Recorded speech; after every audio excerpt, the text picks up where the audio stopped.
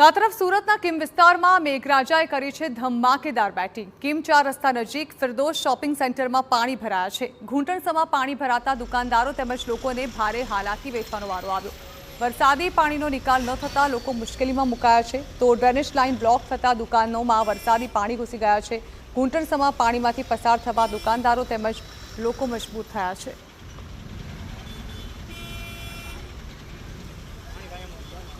તો સુરતના માંગરોળમાં પણ ધોધમાર વરસાદ વરસ્યો, જેના કારણે કિમ નદી બે કાંઠે વહી રહી છે। શેઠીથી વલાછાને જોડતો લો લેવલ બ્રિજ પાણીમાં ગરકાવ થયો છે। બ્રિજ પાણીમાં ગરકાવ થતાં વાહન વ્યવહાર બંધ થઈ ચૂક્યો છે। ગામે જવા માટે લોકોને લાંબો ફેરો કરવાનો વારો આવ્યો છે।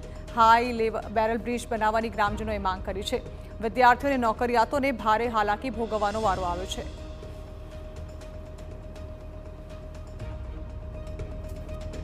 લો લેવલ પુલ છે, આગળ ગામ લોકોએ માંગણી કરી લી, આજે પુલ બની ગયેલો, પણ હજુ થોડોક પુલ ઊંચો થઈ જાય તો અહીંથી માંડવી, બારડોલી, કામરેજ, પછી નોકરિયાત સ્કૂલને અવર જવર માટે થોડોક પુલ ઊંચો થઈ જાય એટલે આ બધી રાહત થઈ જાય। નહીં તો પછી આ બધા હમણાં કિમ ચોકડીથી ડાયરેક્ટ જવું પડે, માંડવી જવું પડે, સેઠી, પાણેઠા, આ બધા ગામ હમણાં આ બાજુ નહીં આવી શકે।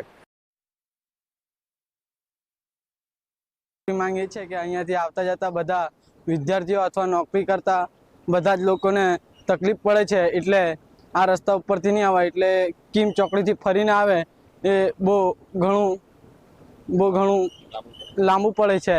એટલા માટે કે અહીંયાથી જરાક આ પુલ જરાક ઉપર વધારવામાં આવે તો અહીંયાથી એ તકલીફ નહીં રહે।